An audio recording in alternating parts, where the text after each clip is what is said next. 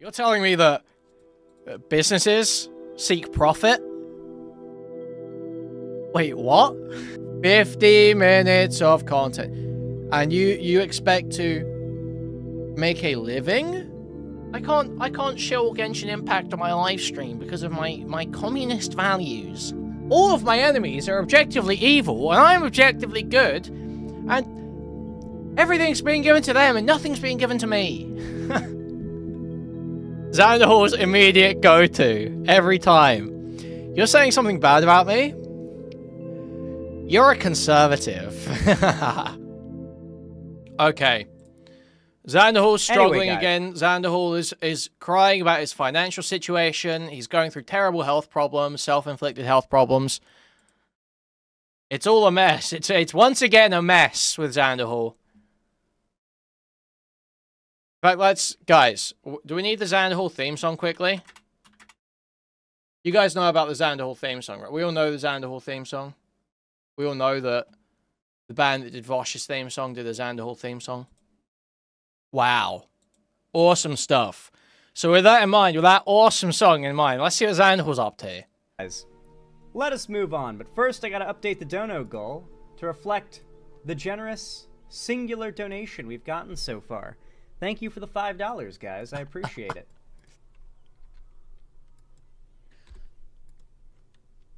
Looks like I'm gonna have to make those groceries last this week. Alright.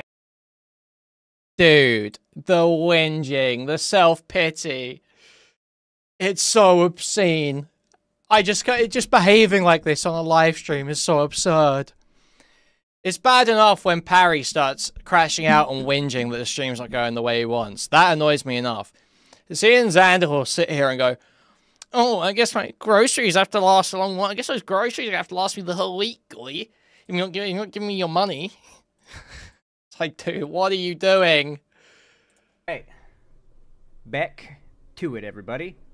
What should we do next? What topic shall we make the next one? So next clip.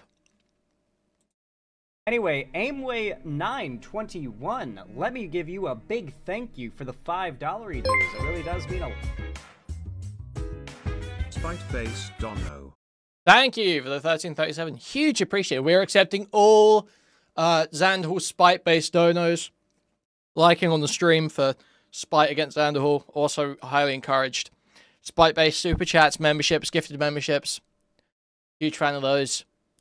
Basically, any support that you can give for spite against Xanderhal, but just pile it on, guys. Really, we're accepting all of it. So it's all support accepted. I was going to say something else there as well. What was I going to say? Oh, yeah, goal, guys. Remember goal? Remember goal. The goal for the suicide breakdown. Anyway. A lot, thank you. Said, I have nothing to say. Just wanted to donate. Well, hey, it really means a lot. It helps the channel to keep on going. Progressive content is not really the cream of the crop in terms of YouTube's algorithm. And, you know, every bit of support goes a long way. You know, we're small creators. Even the big creators are small creators in the online left, outside of a few exceptions. So, don't worry, Spinal. You guys send, okay. Whether it be to, say you're a big fan of Surus or Shark or Dylan, handful of other creators that just don't come to mind at the very moment because I got a bad memory. If you like these figures, make sure you drop likes, comments, subs, and support their content. Same goes for me if you want to help my channel as well. Anyway, thank you for the $5, Aimway. I really appreciate it. And then Ride the Rails, big shout out to you as well. Thank you. You get some donos, it works. 10 tier 1 gifted subs. I really appreciate that. Thank you for the $50. Hot damn, thank you.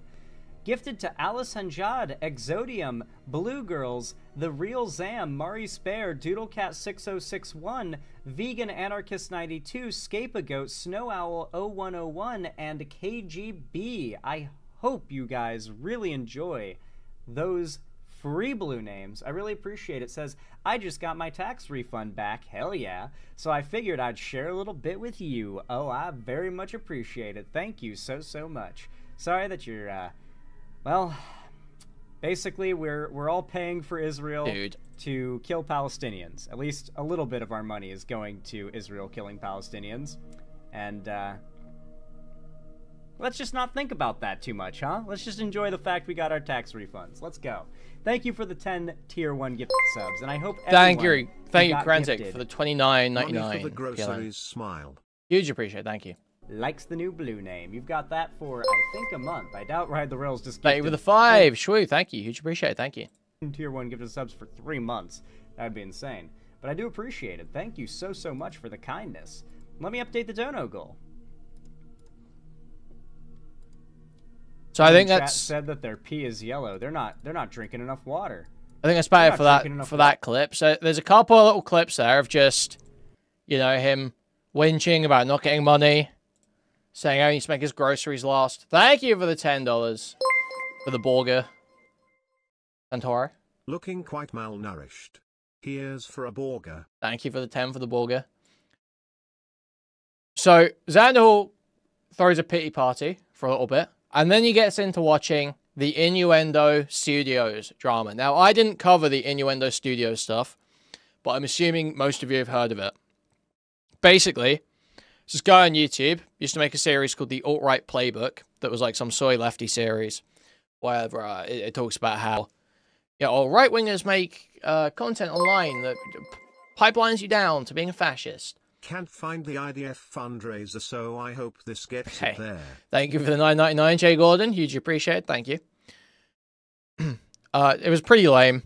And he's one of these, like, work-shy lefties who puts out a video essay once every fucking 6 months to 12 months.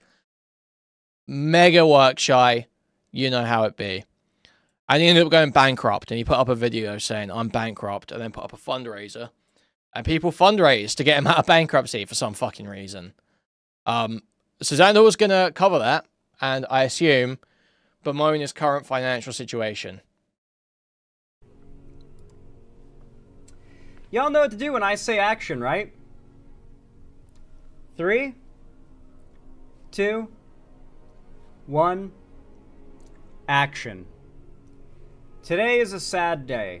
And this is going to be a sad segment, full disclosure, as we're going to have to get very real, and we're going to have to talk about a bit of a reality of being a progressive content creator that doesn't really get talked about much because why is it so low quality? Complaining about your station and your reach as a creator online, especially on YouTube, is seen as very Right, he literally spends half his fucking time complaining about his reach and engagement and all this shit. That's all he fucking does is bitch about that. Presumptuous, very, you know, ungrateful, demanding, insincere. Like, I could go on for like an hour listing the ways that people kind of feel and react to that discussion. But when it comes to the online left, I think most people who are part of it watch content from creators that push progressive ideology. It's not as simple as just content to them, or to most of you guys, right? I think a lot of it is also the success of progressive content online in the same way that success for conservative content online more or less directly translates to influence and reach in... Crazy how both left and right are suppressed by YouTube. So true. So true. It's almost like neither of them are. And it's actually just content people want to watch gets pushed to the top. Changing people's politics. Crazy idea, I know. And so, growing the online left and growing creators within the online left is the prerogative of the left as a whole. Or it should be. You're telling me that businesses seek profit? Wait, what? And I've talked about this a lot. Talked about how, you know, I really appreciate every bit of support you guys send my way, how much it means to me, and how much it truly helps. And I've seen comments from people that kind of assume I'm rich or well off. More common back in the day. But I mean, this isn't true. People don't want to watch politics on YouTube. That's just not true. People do. Politics is a huge genre on YouTube. Loads of channels that get 100,000 views every day. Covering politics. Politics is one of the most, you know, people don't want to forget a lot of the time. People are addicted to the cycle of, you know, watching politics unfold. I know I am. I'm fucking addicted to politics content. I have been for years. Less so now, but like still, it happens from time to time. And I find that very interesting. I feel like there's a highly inflated perception of how stable the online left is as a viable community right now. Especially ever since Trump... Never mocking Kuihman's studio again. So he calls... I shit you not. He calls... I call my thing a set, okay? I think set... Even that, I'm being tongue-in-cheek. It's like a... It's like, you know, is it really a set? It's a bit much to call it a set. I'm being tongue-in-cheek. Xanderhal calls this a studio. He calls his basement a studio. Brother, you're in a cave. You're in Hamas command center right now under some school. You know what I mean? You're in the pits. You're in the fucking Rancor den. You're in the, you know what? You're in the sewers. You're not in a fucking studio, brother.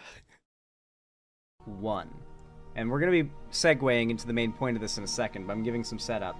Since Trump won, there has been a noticeable decline in viewership, sub growth, and right after Trump won, there was a big trend where hundreds of thousands of progressive content watchers on YouTube, as a form of protest, got together and mass unsubbed from progressive channels they watch. I lost like a couple thousand. I know that shadows on the wall broke out of Plato's cave. Lost like 40,000, 60,000 subs before it let up. And it's been pretty slow for all these channels ever since, for the most part, compared to before Trump won. This is showing a clear sign of a demotivation within the online left. And as much as that might not have an impact on voter numbers, like sure, those people are still going to go out and vote. I'm sure they're still protesting, engaging in direct action, and all those good things that you should be doing. It is still a tragedy, I think. I don't think they're doing anything wrong. They don't have to watch progressive content, but I think it's a tragedy that we're losing that online community that you could argue brought the right its victory, the biggest victory politically they've had in ages with this election. And so, with all that said, we've seen a lot of progressive content creators lately that many of you guys probably think of as household names having to take hiatuses or outright quitting YouTube because, frankly, being a progressive content creator is not worth it for the most part. It takes a lot of hard, diligent work to make it viable. You guys ever see how often I upload and how often I stream? I have to, bro. Yeah, Shark300, I believe, no longer makes content based on... Yeah, you got to remember, this guy has 2 chats, by the way. One of these is, I assume, I think these are 2 chats anyway. I think one's got to be website chat and one's YouTube chat, or maybe they're combined. I don't know. Is the live chat moving at all? I can pop the live chat. In chat we're saying, which fucking hell, that sucks balls because Shark is great. Surus took a hiatus but is back, I believe. Though I highly recommend you guys. Dude, wait, who are the household names? Yeah, Shark300, I believe, no longer makes content. Shark300, which fucking hell, that sucks balls because we all know Shark300, right, guys? We all know Shark300. That one nerdy black guy that made leftist video essays like 6 years ago. Real household name, Shark300. Shark is great. Surus took a hiatus but is back, I believe. Surus. We know Surus. Right? We've covered Surus before. Stop says some of that fan art lore is against TOS as well. Yes, apparently I can commit self-cest on myself as per fan art because there's porn of me on the internet. Household names like Surus. Degenerate human. There. I can do that voice for a consummate 12 seconds in a single day, and then I need halls. I need throat lozenges. Stop. Okay. Though I highly recommend you guys go send support Surus's way because I know for a fact Surus is not at the level of comfort that he can forgo shoutouts and recommendations for more support going his way. So you know, go drop some support. I can tell you for sure that while I get by, I just barely get by. I'm probably not in a better financial situation than many of you are, so you may be surprised to find out, while yes, the listed YouTubers are not exactly massive creators. I'm not huge, Shark's not necessarily huge, and Cirrus isn't huge. A creator you might consider borderline huge is one with over 500,000 subscribers who has made one of the most beloved series in online lefty content history. That Dude. Innuendo Studios. Most popular video. So, these are way too long.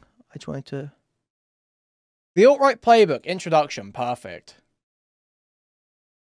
Say, for the sake of argument, you run a modestly successful YouTube channel, and given the current political reality, you're thinking of doing some videos on the alt-right. Let's say you've been trying to understand the alt-right for some time, and would like to do a series that tackles the big questions. What are the rhetorical strategies the alt-right uses to legitimize itself and gain power? How do these strategies work? Why do they work? How do we keep from falling for them? And, importantly, how do we catch ourselves when we start using them too? You're thinking of calling this series the alt-right playbook. Setting aside that any lefty who makes a YouTube series with alt-right in the title will see their life go to hell, there are 3 things you'd have to clarify from the get-go. First, what is the alt-right?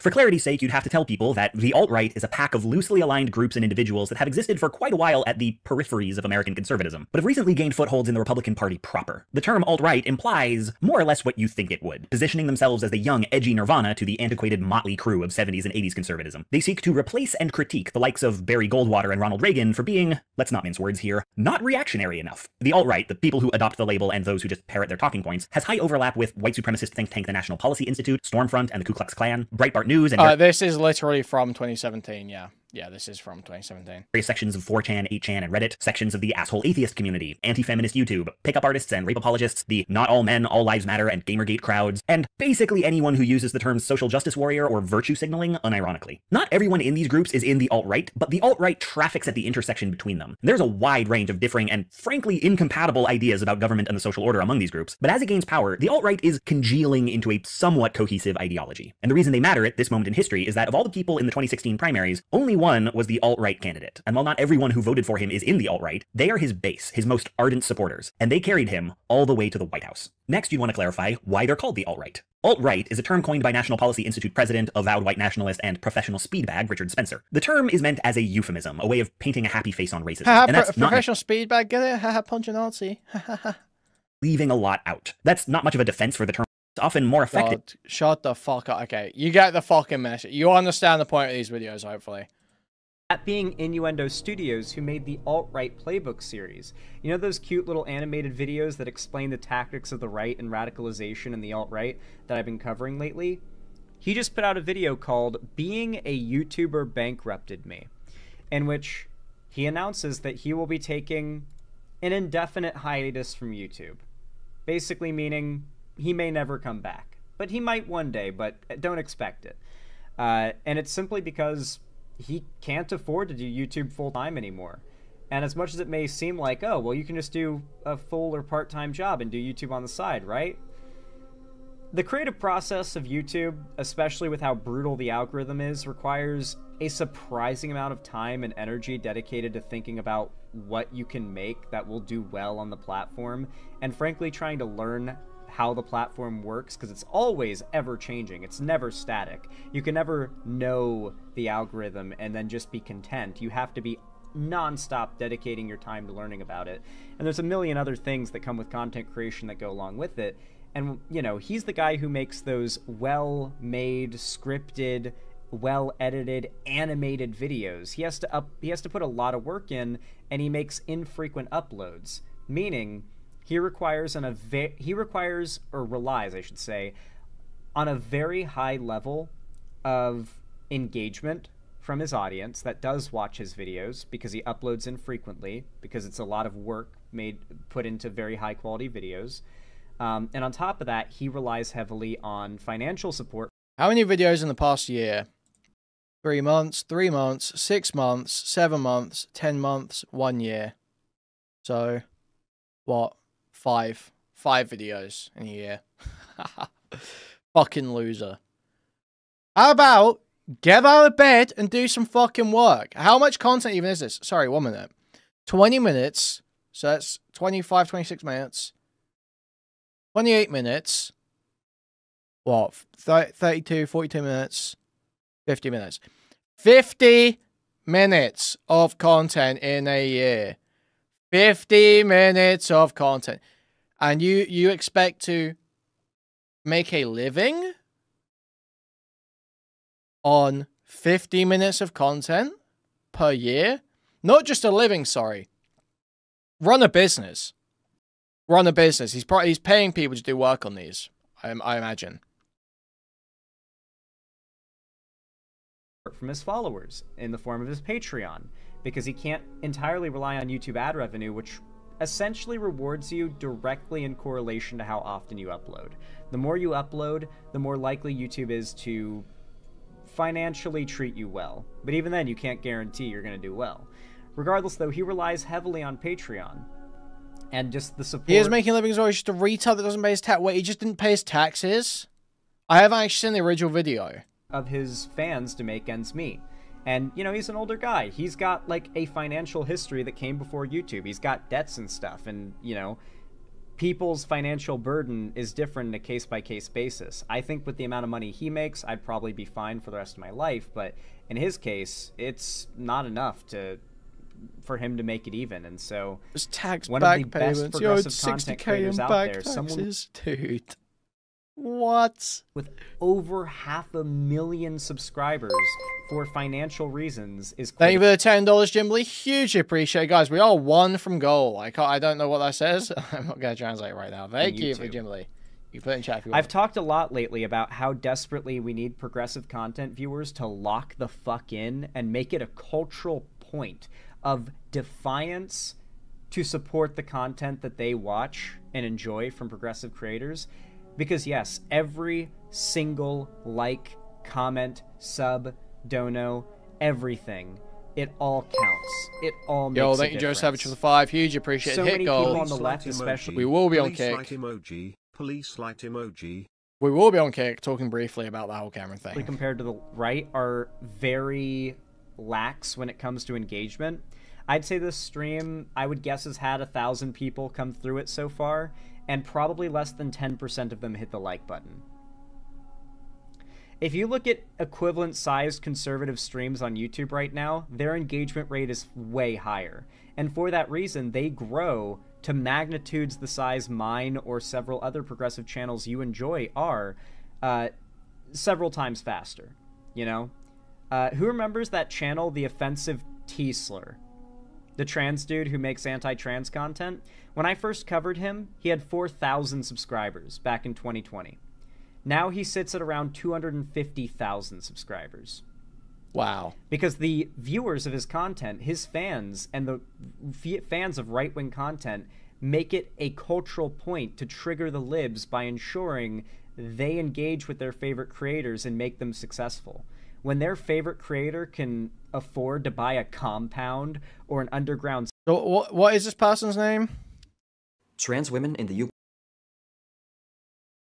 Have y'all noticed how radical trans activists, who are usually on the front... Yeah, it's just the engagement, clearly, Xanderhal. It's just the engagement. So immediately, you can just identify, like, production quality, Mog Xanderhal, immediately. Doesn't look dingy as fuck. They actually look pretty similar. They actually look relatively similar. So this is a good controlled comparison here, where we don't have to think about, like, whether they've looks maxed or anything. Well, we can't talk about looks maxing, but they've got the same starting point. So this trans man has looks maxed. Xanderhal has not. Xanderhal looks terrible, and he's in a dingy basement all the time, and it looks miserable in there. This guy has, this transgender has good production value, good camera, good set in the living room here. And they do straight to the point videos that hit probably a hot button topic. Seems like less than 10 minutes Trans on that women one. in the UK are no longer legally... But yeah, like 7 to 20 minutes. Hit a topic, deliver the points, deliver their talking points, clear thumbnails. There's so many reasons why this is taking off more than Xanderhal's. And obviously, yeah, hitting a niche by being like a pygmy trans. Skate park. What's Xanderhal's niche? What are you going to Xanderhal for? What the fuck is he good at? In pool, it triggers the libs, and so they do it even harder. They make it a cultural point to support their creators. And meanwhile, if you have 500,000 subs on the left, this is what you can expect. Hey everyone, Ian from Innuendo Studios here. Here to let you know that for the time being, Innuendo Studios is taking a break. I'm not sure for how long, and there's a chance it might be permanent. Well, you've seen the title of the video, so that is not... Keep in mind, by the way, most progressive content creators such as myself, and I'm pretty sure Innuendo Studios as well, don't take sponsorships. I've taken one sponsorship ever, and it was because they're the one company that offered to send me a free sample of the product without even agreeing to the sponsorship before I accept. And I liked the product, and so I took the sponsorship, and I don't regret it. People seem to like the product as well. It's the coldest water bottle. I still have mine, too. It's very good. Anyway, though, like, we don't generally take sponsorships, and if you watch YouTube often, you'll see how often YouTubers do take sponsorships. Like, large portions of the video are dedicated to some random product, oftentimes some bullshit scam mobile game. We don't do that most of the time. You could argue we should, but trust me, the broader online left would not let us get away with it, and we would take a much bigger hit to our viability as creators in the long run if we did take sponsorships. Fundamentally, we have to rely on fan support in order to not come off as disingenuous in what we stand for. We are shooting ourselves in the foot when we take easy opportunities to become more financially stable and successful, because to an extent, there is a cultural expectation in the online left that if you're a progressive, you're not exactly rolling in the money. Who is sponsoring Xanderhal? You're not taking easy money payoffs that might be somewhat principally against what you stand for, and I think that's a good thing. What was IQ score again? I believe it was like 96, wasn't it? He got 96 when he did the IQ test on stream. But the one way that we do get our support, even if it's for free, is through engagement from the audience. And this is to you and the people who watch, and not really just applying to me. You need to like, comment, and subscribe and engage with the creators you enjoy. Go to this video and drop support. It can't hurt. Not hyperbole. It's not strictly speaking true. Like bankruptcy is only one of several options. That's true. Tanky YouTubers do take sponsorships. Like I think I saw like on Twitter that like Denims is sponsored by like Raid Shadow Legends. So like yeah, no, Tanky, like the Tanky sphere of YouTubers do take sponsorships, but they get away with that kind of thing. Like if you're really on the more, you're not getting, if you were getting sponsorship offers, you would be taking them. Be fucking serious. You know, principal part of the left. And if you wouldn't, you're a retard. And you've got no right to fucking complain. Quit bitching about not making enough money. Real. There's an expectation that you're not taking the popular YouTube sponsors because they keep getting outed as scams. Let's be real. Right now, but it is a very real and likely possibility. Actually, it contradicts my values to shill Genshin Impact. I can't shill Genshin Impact on my live stream because of my communist values. I've been saying that doing this job is making ends meet for a while, and it has in the sense that most months I end with my bank account at least nominally in the positive. Not all, but most. Real as fuck. But if making ends meet is supposed to entail things like being able to settle up your credit card debt or settle up personal loans you take from friends and loved ones, or how is this guy so bad? Dude, this guy's been making good money for a long time, no? How is this guy so poor? You haven't been able to make a dent in your credit card debt or pay back friends and family? What are you... talking about, bro? You're making 5K a month on Patreon right now.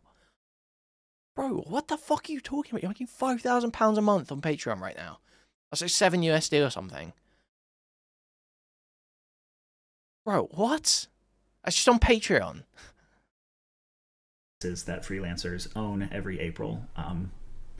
Taking a full account, I have been running this channel at a loss for 7 years. And between back taxes I owe the government, a maxed out credit card that is in collections, and money I owe to a few people who've bailed me out, I have total accumulated debt that is pushing $100,000. Dude. This may sound insane for a channel with 500,000 subscribers plus on YouTube, but keep in mind, this guy uploaded once every 2 months, once a month, and that sounds like, oh, well, he's just lazy. You should just upload more. We've watched his videos. I'm sorry, but you have to have either had like a really tough life, a really tough situation before you became a popular YouTuber that you accumulated all this debt during, or you are literally one of the dumbest people ever and have just wasted money like an idiot the whole time. The idea people are bailing this guy is so stupid, man. Before, these are 40-minute long, animated, well put together videos that, like, fundamentally, this type of content has to be supported by its audience ruthlessly to survive. ContraPoints and this has nothing to do with the content. This guy was making fine money. He's just an idiot. Who make really good, well put together content that sometimes takes a year to make at the level of quality that's expected. These creators are held up by their Patreons because YouTube ad revenue, even on a video that pulls 10 million views, if you upload once a year, 10 million views won't do it on one video. YouTube, even with, like, when a video does well, past a certain point, ad space stops being valuable on a single video. 50 videos that accumulate to 10 million views, more often than not, will make you on YouTube more money than one video with 10 million views. Different videos have different I just said thank you. I was thanking Dono's website drives us muted. Thank you for the $2 Jakiri, and thank you for the 5 J Gordon. You got confused such people was wearing. Thank you. CPMs, meaning that, like, per view, how much money do you make? Or per click, how much money do you make? Different videos will get different CPMs. So the more videos you upload in a period of time, the more CPMs that you are essentially rolling the dice for. And those videos might do a variable different performance levels. You know, you can't control how well the videos do, but a video that gets 5,000 views as opposed to 25,000 might have a CPM that's 8 times higher than a video with 25,000 views. And it might just mog the video with 25,000 views in ad revenue off of a fraction of the viewership. YouTube really is that weird, and you really can't predict your income when it comes to ad revenue, I should say, to that level of certainty. It really is hinged. You can't super accurately predict ad revenue. You can get a general idea about ad revenue, in my experience. The only predictor you have is upload frequency. Like, if you upload frequently, that is really the only thing you can do that guarantees an increase in success. There's no security. Hell, I could wake up tomorrow to my channel being deleted, and if that happens, mind you, there is no recourse to get it back from YouTube. And it could just be a mistake behind the scenes on the system. I'd basically be cooked. I'd just have to make a new channel and hope that enough of you guys follow me to the new channel that we can start over. YouTube literally gives you, like, your average CPM, like your RPM, or amount of revenue you get. They give you an average figure. Is it perfectly... You're going to be able to perfectly predict your income from that? No. But you can use an average to extrapolate out how much you expect to make under a certain set of conditions. But yeah, like, that's how brutal it is out here. And I'm not going to say I'm perfect at managing money. There wasn't a life I could have been living these past 7 years where I would have earned $100,000 more than I did. So, backers on Patreon already know about this. When I told them, I'd say on the like liberal estimate end, I'd say the most he ever made in a year was probably like around the rise of BreadTube era, like when BreadTube was really getting big, and I think he probably made like 200K maybe in his best year, but more often than not, probably like barely scrapes 6 figures, which sounds like a lot, but ever since BreadTube's rise has also correlated directly with Trump just nuking the economy, COVID happening, and then Trump getting reelected and nuking the economy again. So there's not really been a BreadTube, as it used to be called, or a left tube, whatever you want to call it, in a time where the economy has been stable enough that like even a 6-figure, like a low 6-figure income in certain areas is enough to like break even comfortably. You know what I mean?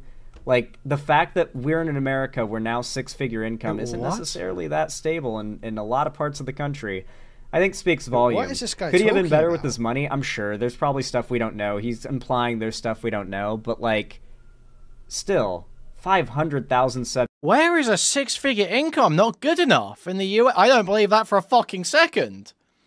Which state or city can you not afford to live in the United States on a 6-figure income? No, I don't believe that you can't live even in LA or San Francisco. I don't believe that you can't live there on a 6-figure income. That's just not true. I'm sure it's like if you want a decent place, it's gonna get expensive. Sure, in some of those places, but you can absolutely live in those cities on 6 figures. Totally possible. Totally doable. It's absurd to say otherwise. 6 figures, 6-figure income, 6-figure USD income. You can do fucking anything on that. You're like in such a good position on a 6-figure USD income. YouTuber, I can tell you that he's not making anywhere near as much as you think he is. No progressive YouTuber besides Hassan or that like sphere that orbits Hassan is. Maybe Vosh. Vosh is the one exception outside the Hassan orbit that's making money right now. Obviously, you've got your big channels like Brian Taylor Cohen and Fair and Balanced and stuff, but that's like borderline mainstream news now because mainstream news is online. It was framed as, you know, I'm going to probably do some kind of fundraiser or do a Patreon relaunch. There's a bunch of stuff I've been doing over on Patreon that I still hadn't even like announced here on YouTube yet. But I just can't take it anymore. This is just a lot of strain to put on me and to put on my family. And I've felt for a long time that like I'm on the verge of, you know, kind of like making it. Like I've been dancing around the periphery for a while. You know, back in 2020, right before COVID happened, you know. Oh yeah, I was right. The numbers were really doing good. The Patreon was really solid. I was making more money than I'd ever made, and it really seemed like it was going to keep heading that way. And then you burned money. Started to dip. Progressive content has been on a steady decline since 2020, and yet through that time, Hassan's fan base grew as the rest of the left shrunk. And it makes me wonder how much of the online left was sort of absorbed by Hassan culturally and just exists in Hassan's chat. How much of it got absorbed over back to Tumblr over the years when Tumblr kind of, like, I think unbanned porn was a big thing. What are we on about, man? What are we on about? What are we talking about here? Progressive content doesn't exist online anywhere other than Hassan's chat and Tumblr? Bro, who the fuck is using Tumblr for politics in 2025? What are you on? They did.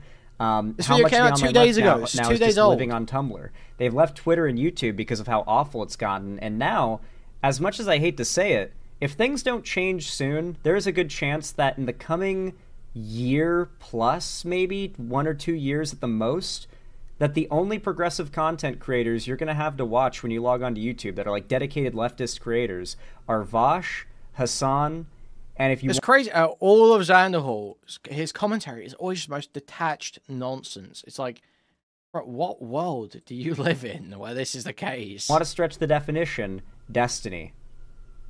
Like, obviously, you've got your Brian Taylor Cohen and stuff, but if we're talking, like, funny commentator, like, lefty breadtube guys, that's the road we're on right now. And as much as I'd like to say it's because of YouTube, yeah, the algorithms are unfriendly, but also look at the rates of engagement on these channels that you enjoy. And think about how often you yourself don't engage with these channels by leaving likes and comments. No, it can't possibly be my content. It must be the audience. The audience is the problem, clearly. I hate to say it, but if you're one of those people, you're part of the problem. Channels on, or any content online, grows in the algorithm based on the rate of engagement to the, like, viewer count of that content. I think for you to be like a communist or a socialist or whatever, you should at least understand capitalism, you know? And if you can't recognize that when you're putting out your product, it's not selling because there's no demand for whatever you're putting out, I don't think you have any right to be a communist. I think you need to get past that mental block before you start calling yourself like a socialist or whatever Xanderhal says, or a leftist. Let's say you post a tweet or a video or any form of post. 99% of internet algorithms have it set such that that post will be sent out to a random audience of people that are like... Oh, Vosh enjoyer in chat. Blood thinks capitalism equals markets. Yeah, sure. You can have socialism with markets. All right, man. Water $90. Plan B and manga for my polycule, $15,000. Someone who knows finance, please help. My wife's boyfriend is dying. Thank you for the $5, Jimbley. Dude, the Vosh shit really is just like the most fake lefty lib shit in the world. Like, yo, I'm a lib. I'm proudly a lib. But the Vosh shit, it's like a cope for libs who want to feel like they're commies. You know? It's like a total cope. Likely based on some keywords to have an interest in the post. Maybe it's like 50 people end up seeing it initially. Based on how many of those 50 people, let's say, clicked on one of my videos, how many of those people then decide to comment and leave a like on the video determines how many more impressions, as they're called, meaning how many more people get recommended the post to see it and then engage with it further. And the percentage of people that see the post and decide to hit like and or comment means it gets more people to see it. And if those more people then continue to like and comment, it creates a snowball effect that leads to, as we all know, a viral video. No viral video just blows up overnight, unless it comes from a channel with a large following already, or it's like a really special case scenario. It usually starts by getting a couple hundred or a few thousand views in a day or two. I just think you're gay. The video itself is so exceptional, it gets so much engagement, likes, comments, saves, favorites, shares, all those things, that the YouTube algorithm starts shilling it to everybody. And if it's appealing enough, next thing you know, it's got 1 million+ views. So the right is pulling millions of views without trying. This is the state of the left's largest creators, you could argue. Like, Innuendo Studios, I'd consider, especially a few years ago, one of the left's largest creators. We're in a bad spot right now, guys. Like, no, I don't know how things are gonna go with the future of this country if this is where sentiment is, at least online. And politics seems to exist online these days, so it's not a good sign. And it's never really recovered, you know, once I hurt my back. That might be some of the most retarded shit I ever heard. Dude, so often actual polling totally conflicts with the sentiment online. Trump is the easiest example of that. Trump is not popular right now. You go online, people are pretending he is. So, like, so often, actual opinion and online the perception you have of online sentiment are hugely different. But he's like, well, politics just exists online, so it must be that actually everyone thinks fascism's really awesome now. No, it's actually not that popular, bro.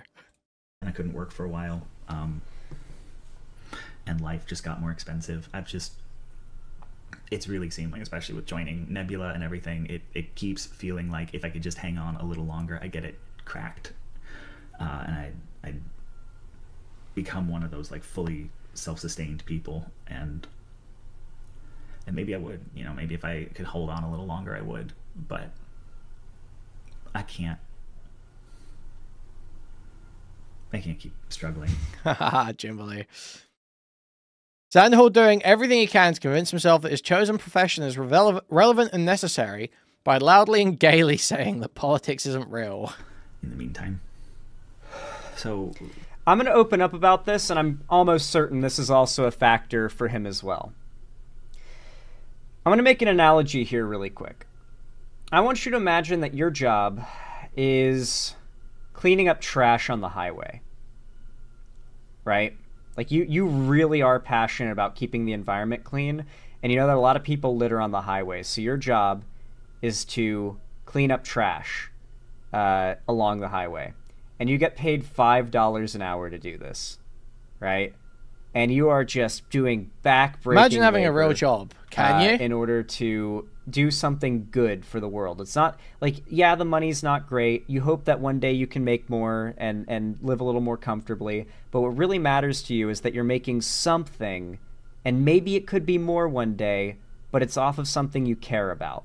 It is something you are expressing a moral good that you stand by in your line of work, and that matters to you. That is a special thing to you. And then every day you see dudes in multi-$100,000 supercars wearing $1,000 outfits, screaming racial slurs at their car windows as they throw trash at you. And you deal with that every day for years and years and years as you hold on to hope that one day you're going to maybe get a fraction of the success they have. So when they do that, maybe it hurts. We will come back to that pathetic rant. However, I do just want to see this. So how's he doing right now? Ooh, not good on the viewership right now. £189 last 7 days. Dude, he's averaging in the hundreds. Like 100s. He's averaging in the 100s for viewership right now. He's an Aiden tier streamer. He must be getting stuff through his website as well, but his YouTube super chats are terrible. Wow. It's a little less that they're going home to a much more lavish lifestyle than you could ever hope to experience. Maybe you're even just outright struggling at their car windows. Yeah, Frogan actually averages more than Xanderhal right now. As they throw trash at you. And you deal with that every day for years and years and years as you hold on to hope that one day you're going to maybe get a fraction of the success they have. So when they do that, maybe it hurts a little less that they're going home to a much more lavish lifestyle than you could ever hope to experience. Maybe you're even just outright struggling to get by, more likely than not. And meanwhile, these infinitely worse people are making way more money off of expressing their lack of moral character. Try your best to put yourself in those shoes, and that's really the best way I can describe how I feel personally when I see the average right-wing grifter like the Quartering. The Quartering makes, I believe, like 6 figures a month. It recently came out as, maybe less so now, but like a year or two ago, it leaked that he was making 6 figures a month. Like, that's life-changing money, and far from what I think most online leftist figures could make in a lifetime.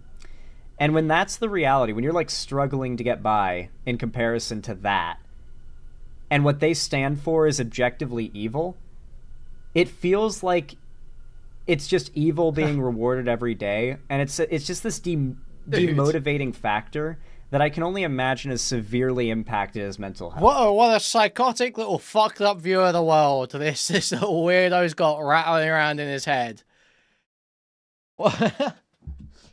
All of my enemies are objectively evil, and I'm objectively good, and everything's being given to them, and nothing's being given to me.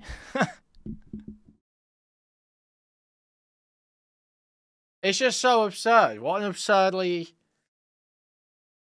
simplistic view. Oh yeah, Elliot Roger rant. Don't come to school tomorrow type shit. Fucking craziness. Like, bro, just make better content. Like, that's it. That's the fundamental point. Make better content and market it differently. That's what you. fix every problem in content creation, basically. You know, especially when his job is to cover the successful, wealthy, well-off people who are destroying the world and are getting paid to destroy the world. And the people who claim to be against it are not really rallying in support to stop it, or rallying in support of content calling it out. And it's a very demotivating thing. It's depressing. It's like Denethor in Lord of the Rings when he's like the steward of Gondor, when like Sauron's army is invading. Denethor is just like looking out and it looks hopeless, and he yells, "Abandon your posts! Flee! Flee for your lives!" Great line delivery. He cooked.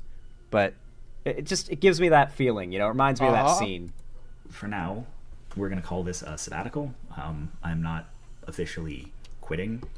It's possible I will find part-time work, which means that, you know, if it's enough hours, let's roll chills. That brings in decent money that I could supplement Patreon and AdSense with, I could keep doing this part-time, which is, you know, when I started out, that's what it was. It was a thing I was juggling with freelancing in school, so maybe that's an option. I have to see what's out there. But at least for the next month or so, kind of my mindset is to live my life with the question, what if I wasn't a YouTuber? Like, how would I spend my time? Where would I put my energies? What would I work on if you didn't always have that gnawing feeling of like, I should be working on? Oh, I should also mention, by the way, it's not just that, by the way, the factor that I mentioned before of like awful people making bank off of being awful people online. It's also the fact that like one of the right's biggest attacks lately has been the fact that being a progressive creator is not financially, like, it doesn't make a lot of money. And they'll tongue-in-cheek call you a grifter while pointing that out, which is hilarious. But also, they gloat about it, right? Like, they gloat, and they even use it as an argument for why the left is wrong, right? Like, if the left was making good points. Xander ranting himself into leftist supreme gentlemanhood while Southern Baptists are stomp dancing to the gospel in cowboy boots in the church above. Thank you for the $5, Jimbley. Thank you. Points and was correct, then people would watch their content and support what they have to say. But look how little support they get. Look how little reach they have. Clearly, they have nothing of value to say. And that rhetoric is actually very successful. We know nowadays the internet is very prone to the bandwagon effect. So the running success of conservative cultural rhetoric just kind of picks people up like a lint roller, you know?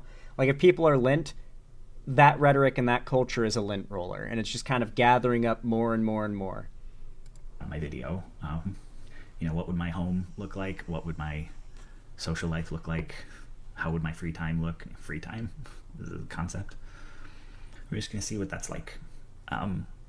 So maybe part-time work, maybe the channel sticks around in some capacity, you know, maybe I'll do something that leaves me energy on the weekends.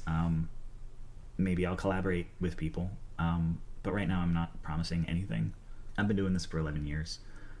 And it's weird to say that it is the most financially stable I've ever been, because when I started this job, I was only a year or two off of food stamps, you know. But it's just never made the kind of income that... You go to what card postings response to this? I did see that. I think I watched it on JSOX. Maybe we'll talk about it. But there is another Cameron thing I want to go to that Bugs linked me. That you're going to be able to cover your expenses 3-4 months from now. You know, I have no... What I've really noticed is that people online in general, and the left is not immune to this, seem to pull their money around already successful people. And I feel like that's kind of like the donation effect, right? Using my stream and like Vosh as an example.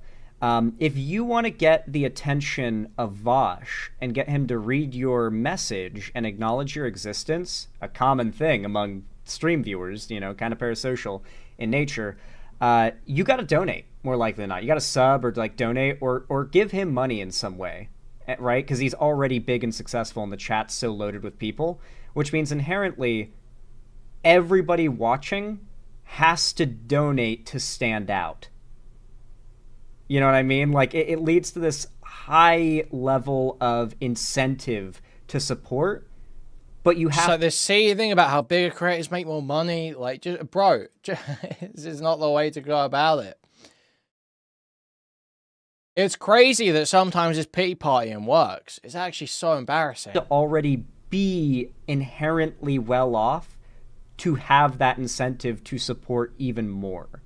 And so when you're a smaller creator who can easily be gotten the attention of just from a chat message, people are less likely to drop their financial support to like leave a little dono message. And so, you know, smaller creators get less donations, not just because they have less viewers, because those viewers they have are less likely to need to donate or feel they need to donate to get like attention from the streamer, right? Which is generally like the trade-off in most of those like arrangements, I think. That is Xanderhal's website chat on the left. Yeah, I've noticed that as well. No savings. There's nothing. It's just like one person typing. I owe more than I make in a year. Outside of a few big names, probably almost all of your favorite YouTubers are doing worse than you think.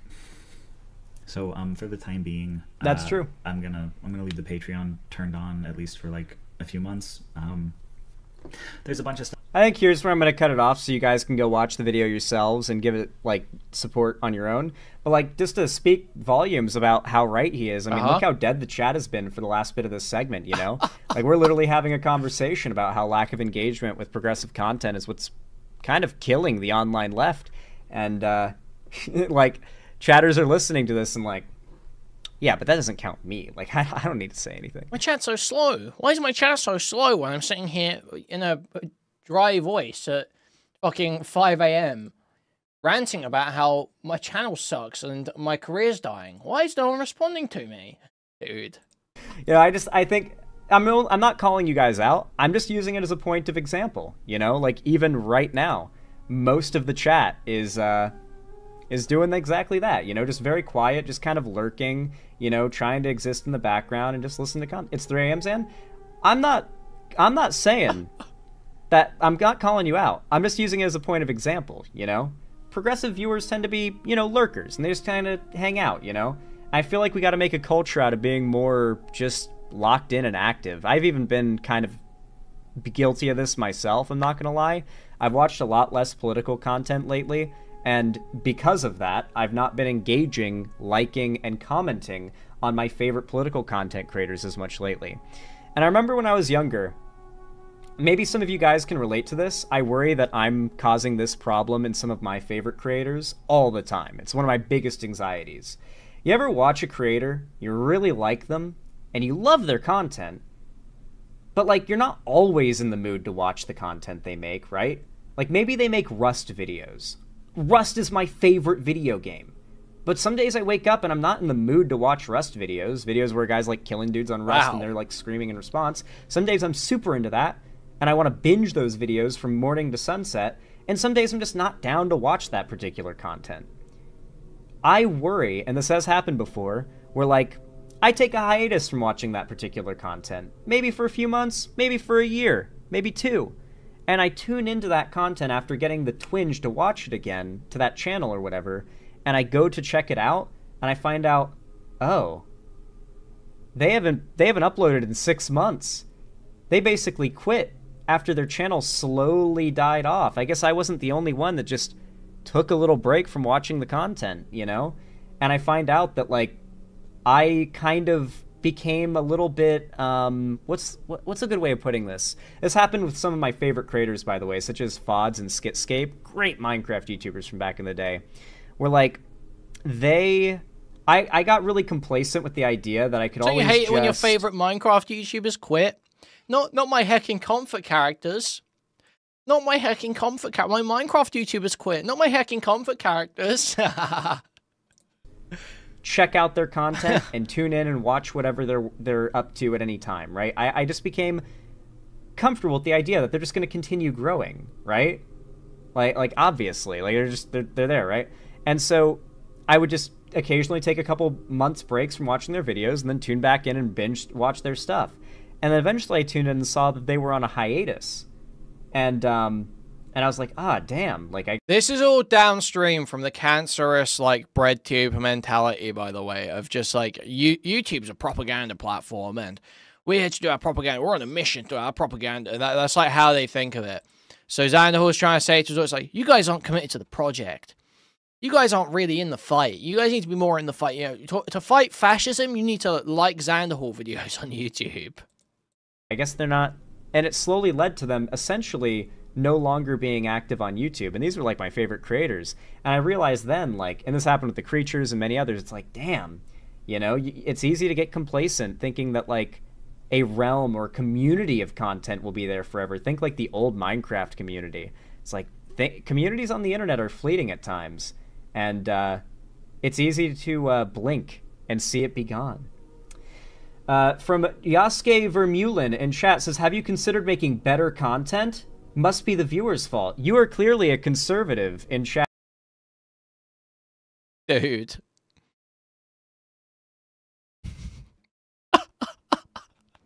Xanderhal's immediate go-to every time.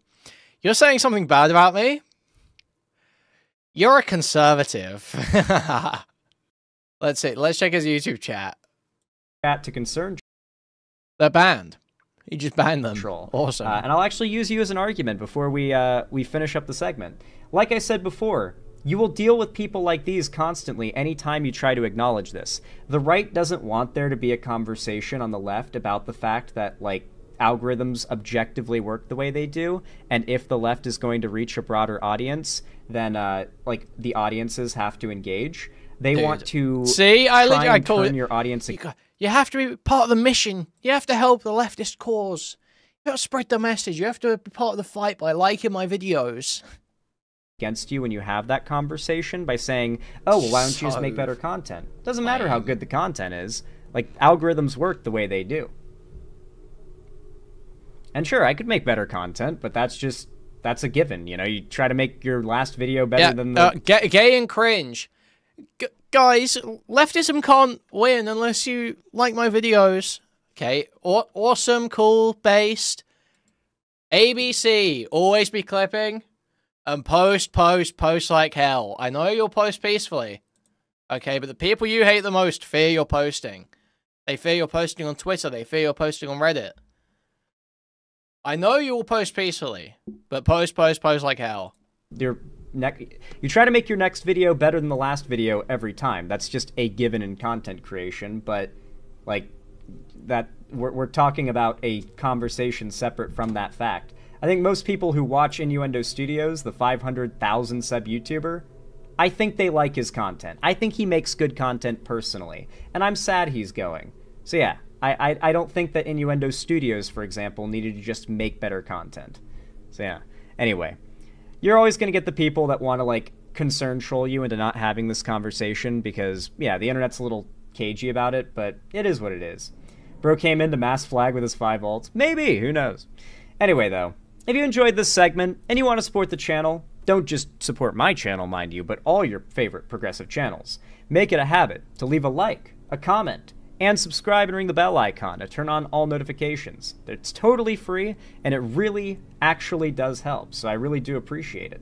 And of course, if you want to follow my social medias and see stuff from me on other platforms, you can. I've even got a fan Discord where I do not one-on-one, but like I get on the ground with the community. And I host gaming events, call-in streams, watch parties, and movie nights as well. So definitely tune in, check it out. It's very fun to hang out in the Discord. You don't want to miss it. And on top of that, if you want to see more from me in the future and support the channel, help me keep a roof above my head and lights on in the Xanderhal studio, then please consider donating, subscribing, or gifting a sub on my website, xanderhal.com/live, or support me through YouTube, Twitch, Streamlabs, Stream Elements, Patreon, or a long-ass show here. Guys, there is more to this, okay? There is more that this random A-log in Chud server has collected. This guy is, like, an absolute king, okay? This guy's awesome. Just like fucking posting crazy timestamps for Xanderhal streams. So we all know about the Xanderhal throwing up incident, don't we? Where his girlfriend at the time, Lainey, came rushing in saying, Why can't you ever make it to the toilet? Just clean up his sick. Well, he's throwing up on stream again, kind of. Not directly on stream, but you'll see. He just doesn't believe that God exists because he doesn't believe that AI is God. Oh. But one sec, I'm having terrible indigestion. I'm having terrible indigestion. And then he comes back. That's it. Let's see him return. Oh boy, that was a nightmare. Oh. Well. Dude. That was a nightmare. Bro, just say less, please. Do not want to hear it. I probably look awful right now, but yeah, no shit. I just threw up. Not gonna lie. Had real bad indigestion. Have been fighting it this whole segment, and I lost the battle. Sad day. Sad day. Allison might have eaten something a little funky, but, you know what we're gonna do? We're gonna continue. Dude. We're gonna continue. Because I love you guys, and I promised you that we had these segments we're gonna do, and we're gonna do them. I'm not feeling great, though. What a showman. He finishes And I apologize if I have show. to excuse myself again. I might have eaten something a little funky. I think it might be AIDS. I don't feel great. We're gonna push through. To AIDS. Because that's that we're just Giga Chad like that. Right. Hydrate, brother. I did run out of water a little bit, so I should probably take a sip. Oh. Yeah, guys. Not feeling great, but Ethan can handle this bit in post. So now we resume. Back to it. you guys understand So my confusion, right? You're on the same wavelength that I'm on, because none of this makes any fucking sense. This. And now I think we get an explanation for why Xanderhal threw up. So what could have possibly caused Xanderhal to have such a rough time that day? Let's find out. What does he think? All right, What chat. could cause this? For those who weren't here, towards the end of stream last time, I was live last stream doing the second to last segment I had planned out for the stream. And I started to feel really icky halfway through that segment. I was like, ugh, I feel like lightheaded and a bit nauseous. Like, I feel like I have to burp really bad, but I just can't, no matter how much I try. You know, I feel nauseous and kind of gross, but you know what? I'm going to push through. I'm going to finish up this stream as promised. And then I started to feel like my stomach contract, such as to like either force out a burp or force me to vomit, and it felt like the burp wasn't going to come up. And I was like, fuck, man. And so I ran to the bathroom after pausing stream for a minute, ran to the bathroom and proceeded to just throw up for like 20 seconds. Like, not straight, but like intermittently for about 20 seconds, and I was able to get like my stomach like satisfied. We needed to know I was this. able to just We kinda, really like, did gargle need to some know this. mouthwash and clean out my mouth and brush my teeth really fast and then come back down. And then I resumed the segment and then did an extra segment after, even though I had a bit of stomach acid in my sinuses. It was awful. I am pretty certain I know the reason why it happened, though. I wasn't sick, you know, it ended immediately. I didn't feel sick or anything like that besides just, you know, the intense pressure in my stomach. It's because I'm bulking. For those that don't know, like, a lot of bulking is eating until you want to throw up and then fighting to hold it all down while keeping in mind all that as long as you don't throw up, all of this becomes muscle. You know what I mean? So I've been eating and drinking a lot of calories, and I literally just drank 1,300 calories worth of whole milk and whey powder. Dude. 1,300 calories. Over half of the daily intake calories of 2,000 daily intake calories to maintain your weight. Over half. In just whole milk and whey powder. Dude, you're fucking insane. Yeah, no shit, you're throwing up. That is fucking so gross. Like, how do you even get that shit down you, bro? By the 1,300th calorie. How are you still consuming that shit? Truly. Your body is going to be telling you at some point there, listen, man, that's too much milk and whey powder.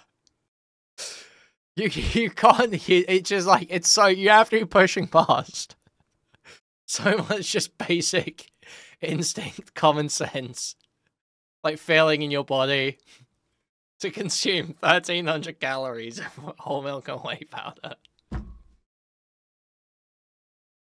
And then you throw it up. And you're like, oh, I've got indigestion. Dude. Yeah, you're digesting a fucking stomach full of liquid, bro. That's why you've got indigestion.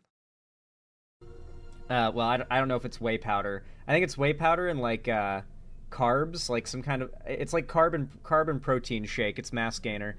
And it's 1,300 calories and 50 grams of protein.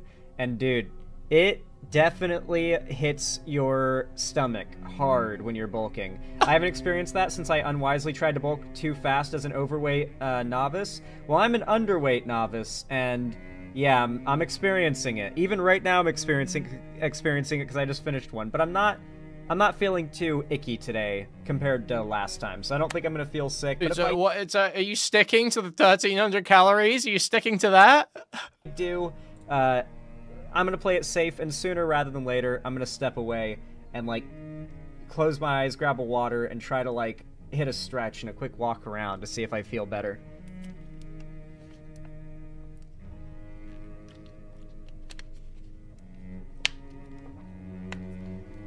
I did hear that most people have a mild allergy to milk. Well, I'm not lactose intolerant, particularly because I drink so much milk every single day. It's impossible for me to become lactose intolerant, I'm pretty sure. But, nah, it's not because of that. It's just the amount of food and the amount that I'm drinking in terms of, like, calories. It's just my stomach is so full. I feel so, like, just on the edge of nausea almost always. So in a little bit, I should start to feel hungry again, which is preferable to feeling super full. Yeah, dairy is like the only animal product that hurts the people that consume it as much as it hurts the animals. Yeah, fuck, that's actually pretty fair. That's not true. Oh no, Amy the Witch, that fucking sucks. The worst thing ever, I've straight up decided I'm done buying hot dog buns now. Unless I plan to have a barbecue and make hot dogs on the grill and, like, use every hot dog bun in the process. I'm never buying hot dog buns again, because, like, they really do just go bad. That's about it. So let's move on from that. So that's the Xanderhal content, okay, guys? Wasn't it an awesome update on Xanderhal? You want to hear the hot dog take? After 5 days. And I'm not gonna eat 8 hot dogs over the course of 5 days. Realistically, like, I've got other options that I'm gonna want to go with. They go bad so fucking fast, and it's always like a spot of mold, right? Like, you always, like, you're looking at it and you're like, oh yeah, these buns look good. You take the buns out, you rip them apart, you open them up, and you're like getting the hot dogs themselves, like, heated up and everything and ready to go on the buns, and then you look at the bun right before you put the hot dog on, and you see this little spot of green. Just a little tiny spot of green. That happened to me yesterday. I'm just done buying hot dog buns after that. It's like, I don't want to have to be on a clock to finish them that is that short. So now I just use sliced bread as hot dog buns. Because sliced bread is a much more reasonable bread. Why are you having hot dogs at that point?